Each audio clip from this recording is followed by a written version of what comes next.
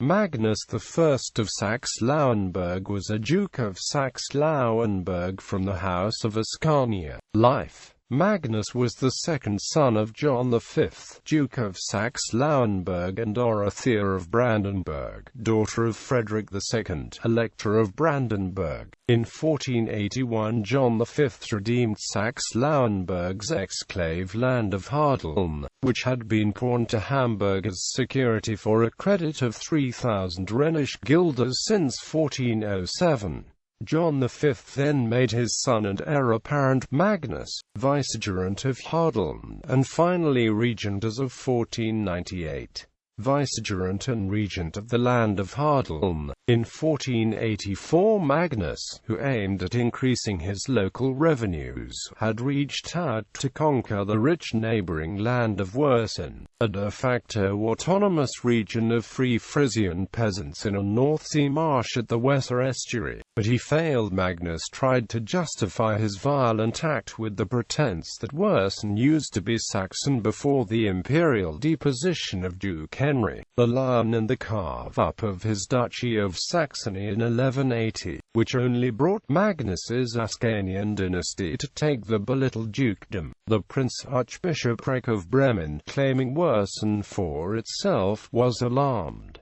After becoming regent, Magnus planned a new conquest of Wurzen. On the 24th of November 1498 Magnus allied with his father and Henry IV, Duke of Brunswick-Luneburg, to conquer Wurzen. Henry IV obliged to send 3,000 Landsknechts, who should gain the payment by ravaging and plundering the free peasants of Wurzen. Once successfully subjected, Bremen's Prince-Archbishop Johann Rode had prepared for this. He and Hamburg's three burgomasters, Johannes Huge, Hermann Lang and Beck, and Henning Bering, had concluded a defensive alliance on the 16th of November. Hamburg feared for its exclave Ritzebüttel, its military outpost at the outer Elbe, to defend the free access to Hamburg via Elbe. Thus the city became the driving force in preparing everything for Magnus's eventual attack. Rode appealed at the burghers of Bremen, Hamburg and Stade, which considered the areas downstream the rivers Elbe and Weser their own front yard existential for the free maritime trade connections. So the three cities supported Rode, who further won the Dittenmarschens, free peasants under Bremen's loose overlordship.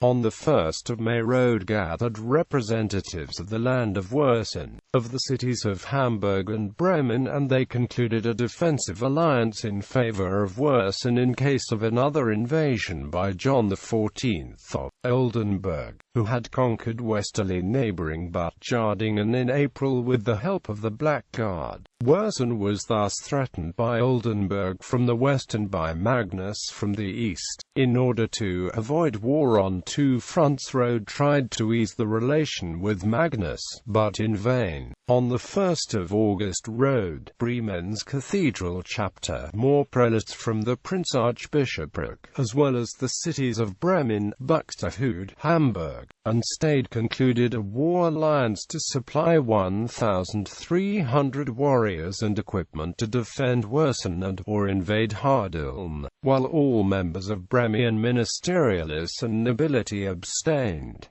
Many a member of ministerialists and nobility rather sided with Magnus. Finally, on the 9th of September 1499, Rode waged feud against John V and Magnus. The Allied forces easily conquered the land of Hadeln, defeating Magnus and even driving him out of Hadeln. By the 20th of November 1499, Magnus hired the so-called Greater Black Guard of ruthless and violent Dutch and East Frisian mercenaries, commanded by Thomas Slens, prior operating in Oldenburg. Their invasion into the Prince-Archbishopric was repelled at Bremen. However, upstream they succeeded to cross the Weser in the neighboring Prince-Bishopric of Verden near Verden city by the end of November, ravaging the Prince-Bishopric, especially looting and robbing the monasteries, heading northeastwards towards Luneburg-Selle. Having crossed the latter's border, the Guard turned westwards into the Bremian Prince-Archbishopric, bypassing the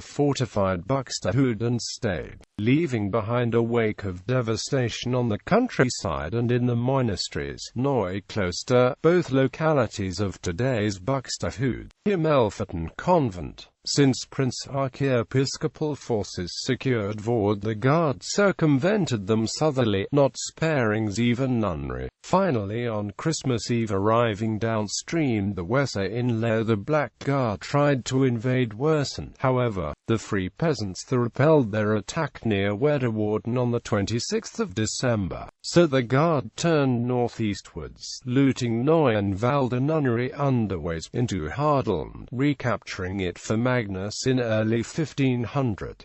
For the Hardelers, however, this invasion meant no less manslaughter, looting and incendiary than for the rural population in the Prince Archbishopric. By early December, Rode turned for help to Duke Henry IV the Elder, who was actually allied with Magnus. In return, Rode had to offer appointing Henry's 12-year-old son Christopher as his coadjutor, a position usually, and in this case indeed, entailing the succession to the respective see. This exactly accomplished Henry's own expansionist ambitions, so he changed sides, dropped the alliance with Magnus and John V in order to militarily support the Prince Archbishopric. Henry IV the Elder and his troops were now hunting the Black Guard. Magnus, unable to pay the mercenaries so that they turned even the more oppressive for Hadeln's population, was like the sorcerer's apprentice, who could not get rid of the spirits that he called. By mid-January 1500, King John of Denmark finally hired the Guard and guaranteed for its safe conduct to his Holstein. King John employed the Black Guard in order to subject Ditmarsh.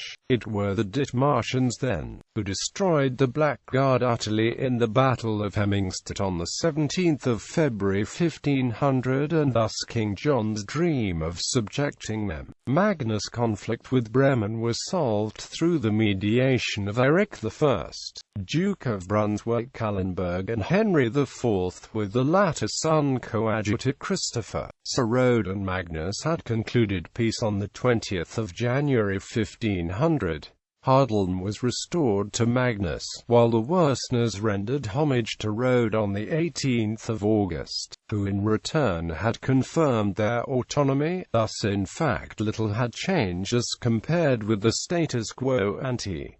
Duke of Saxe-Lauenburg proper. During the declining years of his father he governed the country and succeeded his father as the regnant duke in 1507. The first years of his governing has been filled by various conflicts with the Prince Archbishopric of Bremen and its suffragan Prince Bishopric of Ratzeburg. Through his marriage with Catherine in 1509, Magnus further intensified his ties with her father Henry IV, Duke of Brunswick-Wolfenbüttel, his deserted former war ally. Magnus was the first Duke of Saxe-Lauenburg who adopted a compliant position as to the dispute on the electoral privilege between Saxe-Lauenburg and Saxe-Wittenberg. He refrained from showing on his coat of arms on a sable and argent background the electoral swords in gules. The electoral swords indicated the office as Imperial Archmarshal, pertaining to the privilege as Prince-Elector, besides the much more important right to elect the new emperor after the decease of the former, Charles V, Holy Roman Emperor. Involved Magnus with the Duchy of Saxony, Angria and Westphalia and the pertaining regalia at the Imperial Diet in Augsburg on the 12th of November 1530. The imperial writ of Fofment emphasizes that Magnus had requested to be also involved with the Saxon electoral privilege, however, further explaining that this could not happen at the time due to moving reasons. For Sigismund, Holy Roman Emperor, had already involved the House of Wettin with the electorate of Saxony on the 1st of August 1425. In 1531 Magnus introduced the Reformation in his duchy and became Lutheran, as did most of his subjects.